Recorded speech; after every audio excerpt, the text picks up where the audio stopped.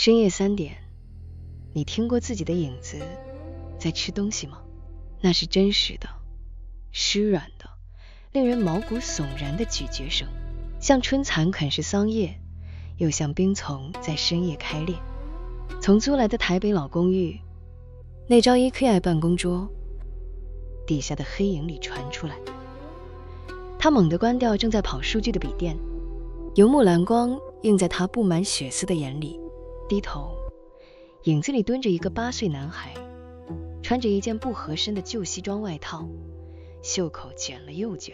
男孩胸口是透明的，沒有心臟，只有一組精密的黃銅齒輪，咔啦咔啦轉。他手裡捧着一團剛凝結的帶着微溫的粉色泡沫，正往嘴裡塞。泡沫發出極輕的啵啵聲，嚼得津津有味。你遲到了，阿強。男孩抬起頭，聲音像是生鏽的發條在摩擦。我餓了1個禮拜。事情要從7天前說起。那時他剛接下美商的亞太區專案，壓力大到每晚失眠。在日內瓦出差時，他走進舊城一間沒招牌的古董店，滿臉皺紋的老闆推給他一塊黃銅懷錶，1萬歐元。老闆說，亨利·莫羅的遺作。阿強眼睛盯着泛冷光的寡郎錶盤，錶冠旁鑲着顆米粒大的紅寶石，說，太貴了，這隻懷錶能借走時間的留白。老闆的聲音像砂紙磨鐵，可以隨便賣你，但代價是你得餵它。為什麼？老闆沒有回答，只是用枯槁的指尖點了點他的影子。他那時沒當回事，還心裡暗爽，竟然只1000歐元就到手。直到搞砸跨國簡報的那個深夜，凌晨2點，辦公室裡只有他一人。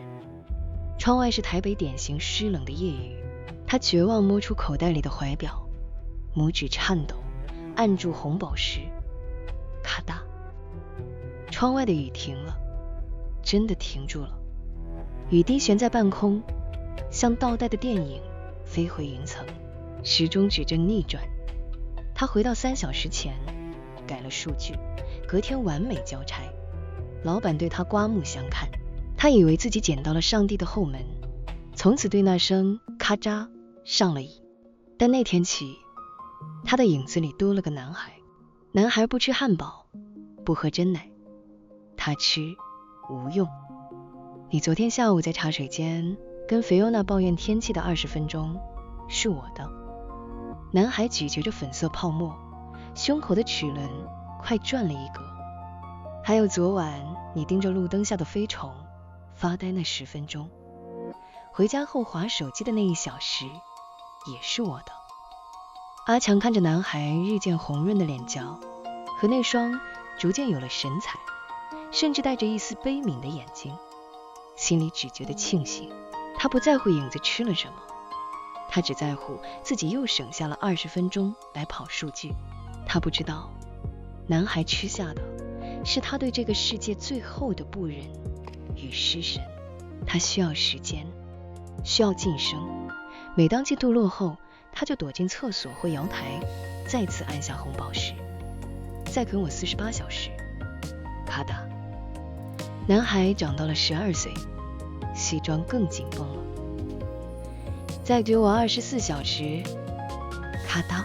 男孩長到了18歲，撐破了西裝，露出底下溫熱的，甚至散發出淡淡皂香的血肉。阿強他業績衝得飛快，成了公司裡的傳奇，但感官開始剝落。他坐在信義區的頂級餐廳，吃着昂貴的牛排，卻嘗不出肉質的鮮美，只覺得像在嚼一組精確的蛋白質數據。微風吹在臉上，像隔着一層塑膠布。他聽不見音樂的旋律，只聽見節拍。他甚至忘記什麼叫做夢。他變得越來越輕，身體飄忽，沒有存在感，而他的影子卻越來越重，沉穩，有溫度。他成了一台完美的機器。老闆當眾表揚，但他連微笑都需要照鏡子練習。弧度精準的像量角器。交件前夜，連續工作90小時，坐在熒幕前，雙眼乾澀。最後一次，他盯着2米高的男孩，聲音沙啞：“買回6小時，只要6小時。”咔嚓，沒有時間倒流，影子緩緩站了起來，褪去了所有黑色的陰影，露出底下豐滿溫熱的血肉之軀。他看着阿瓊，眼神裡充滿了人類才有的複雜的哀傷。“你累不保我了，阿強。”他的聲音如大提琴般醇厚。“你把所有的有用都留給了世界，把无用都給了我。現在我完整了，你到底要吃什麼？”阿強心生恐懼，後退，撞倒椅子。他驚慌發現自己的雙腿已經變成了透明的玻璃，裡面空無一物，只有幾行綠色的數據在瘋狂滾動。“我不吃東西了。”影子走上前，輕輕抱住阿強。這是一個極其溫柔、充滿悲憫的擁抱。“我是來接管這個軀殼的，你把靈魂的碎屑都餵給我，現在該我把你這具完美而無用的空殼裝進我的影子裡了。”沒有咀嚼聲，阿強感到自己像一滴水融進海裡。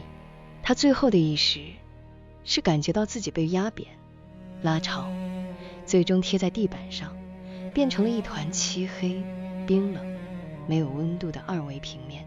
第二天早上9點，阿強準時刷卡進辦公室，皮鞋踩在大理石地板，發出清脆的回聲。他坐回座位，打字的雙手飛快，每分鐘400字，不眨眼，神情專注的可怕。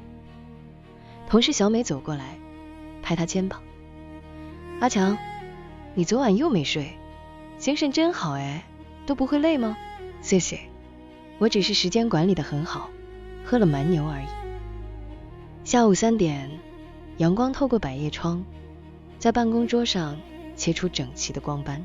阿強突然停下了手，他轉過頭，看着窗台上落下的麻雀。